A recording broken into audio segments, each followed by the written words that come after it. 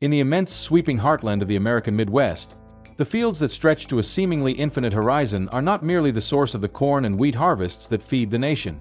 They are also, perhaps more surprisingly, the primary habitat for a vast and thriving population of pheasants. This reality, though not widely publicized, constitutes a fundamental pillar of the local economy and culture, with highly specialized farms dedicated to the breeding and raising of these birds scattered across states like South Dakota, Iowa, and Nebraska. Within these dedicated facilities, annual production can soar into the tens of thousands of birds per farm, contributing to a staggering national statistic. Over 10 million pheasants are raised in the United States each year. The most remarkable and, to many, astonishing aspect of this industry, however, is that an overwhelming majority, approximately 80%, of these meticulously reared pheasants are not destined for the human food chain. Instead, their ultimate purpose is to become the quarry in highly organized hunting games. For a significant segment of the American population, hunting is far more than a mere hobby or sport. It is a time-honored tradition, a secular ritual that forges powerful bonds between generations, connecting fathers and sons, mothers and daughters, to an activity that deeply reflects the nation's agrarian and frontier heritage. Nevertheless, this very practice finds itself at the epicenter of an intense, passionate, and often polarizing debate, raising profound questions about the ethics of sport hunting, the principles of animal welfare, and the broader ecological impact of such large-scale human intervention in natural cycles. The life cycle of these captive-bred birds commences with a meticulous and scientifically guided selection process, starting with the very foundation, the egg. In the crucial quality inspection phase, the eggs are subjected to a procedure known as candling, or ovoscopy. This method involves placing each egg over a powerful, focused light source. The intense illumination penetrates the shell, rendering its contents translucent and revealing a detailed view of the interior. This careful inspection allows trained workers to identify minuscule hairline cracks in the shell that would be entirely invisible to the naked eye, which could compromise the embryo's development by allowing bacteria to enter. More critically, ovoscopy enables a thorough evaluation of the egg's internal structures. Technicians assess the size and position of the air sac, a vital component for the chick's first breath, the integrity and shape of the yolk, which provides all the necessary nutrients for growth, and the condition of the chalazae and membranes that hold the yolk in place. This process provides crucial, non-invasive information about the freshness of the egg and the overall health and viability of the developing embryo. Any eggs exhibiting signs of malformation, such as blood rings indicating a terminated embryo, a mottled yolk, or an improperly sized air cell, are immediately discarded from the production line. This stringent culling ensures that the breeding cycle proceeds only with the most promising, robust, and viable specimens, setting a high standard for the quality of the birds from the very beginning.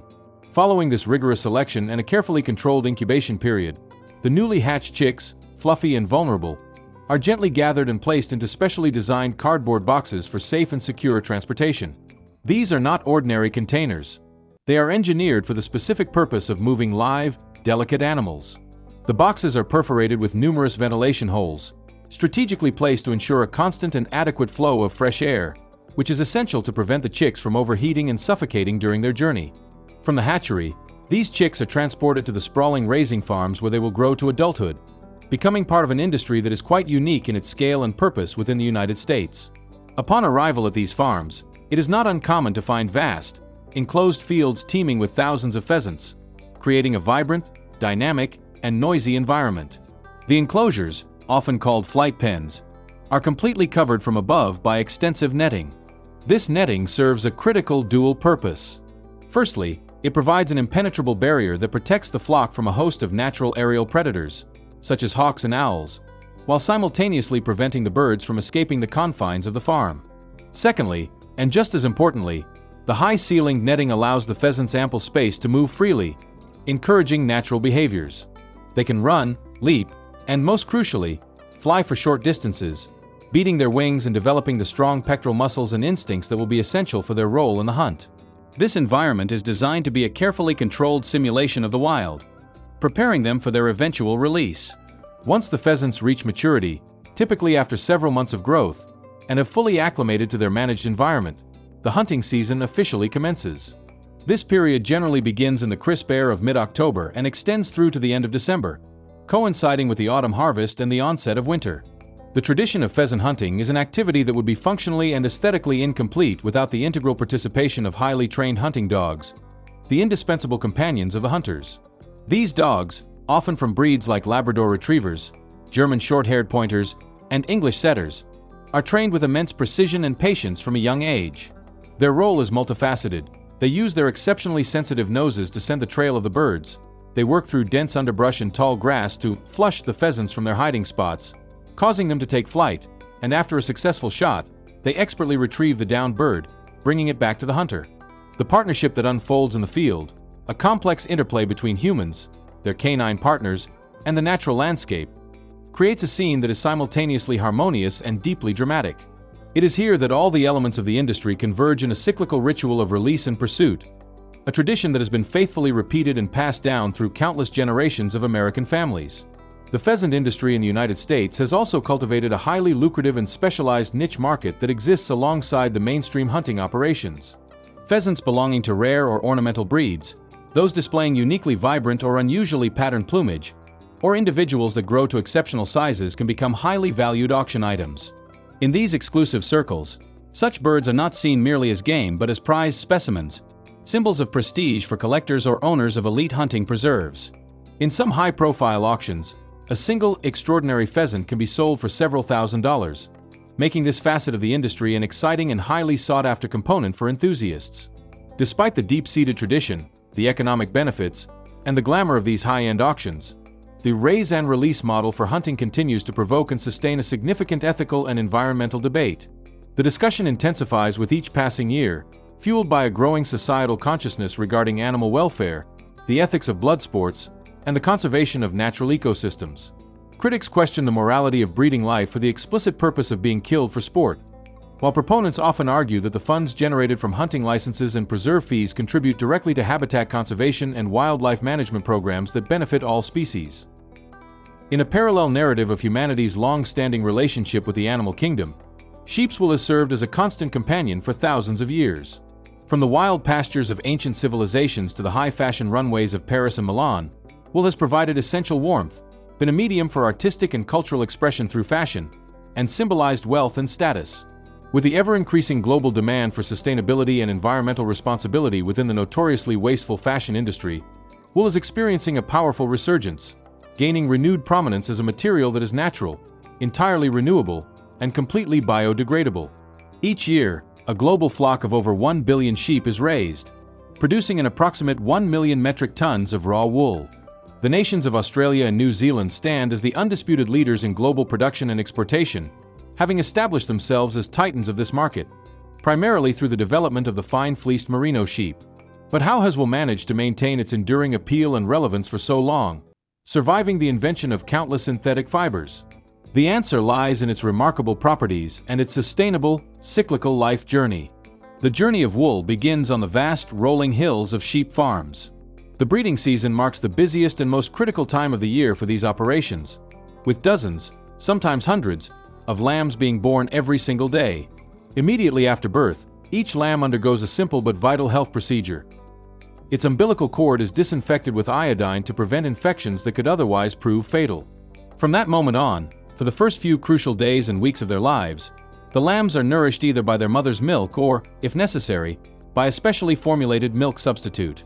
An adult sheep, depending on its breed, age, and health, can produce anywhere from 2 to 8 kilograms, roughly 4 to 18 pounds, of wool annually.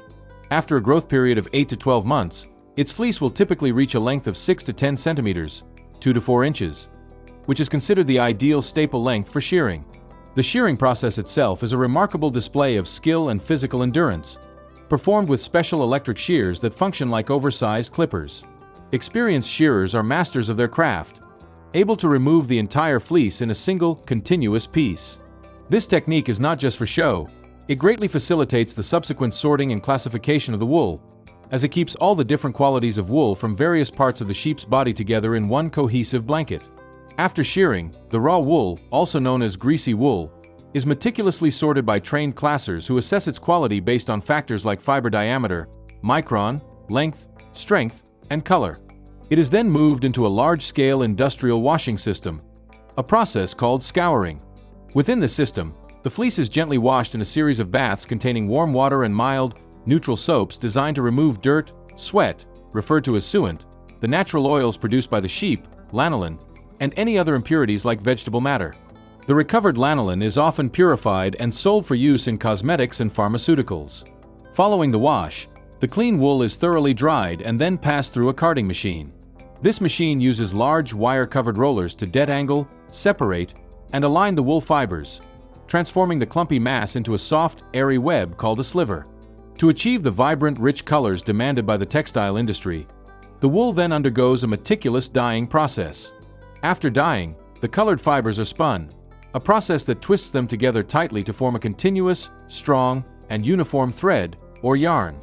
This yarn is then wound into consistent balls or skeins, ready for the final stage of transformation, knitting or weaving. This ancient craft turns the simple spun fibers into an astonishing variety of finished products, from cozy sweaters and elegant scarves to durable socks, warm blankets, stylish hats, and luxurious carpets, catering to the ever-evolving demands of both high fashion and everyday comfort. In addition to the invaluable wool they produce, sheep are also a significant source of meat.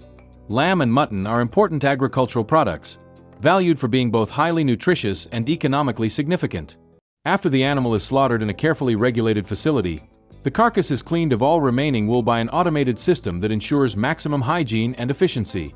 Following this, the meat is often vacuum sealed using advanced packaging technology. This process removes all air from the package, which dramatically slows the growth of aerobic bacteria, thereby preserving the meat's freshness, color, and flavor for an extended period. With this high-quality meat, a diverse and delicious array of culinary dishes can be prepared around the world, from a slow-roasted leg of lamb seasoned with rosemary and garlic to grilled loin chops and hearty stews, completing the cycle of this dual-purpose industry that has sustained human populations for millennia.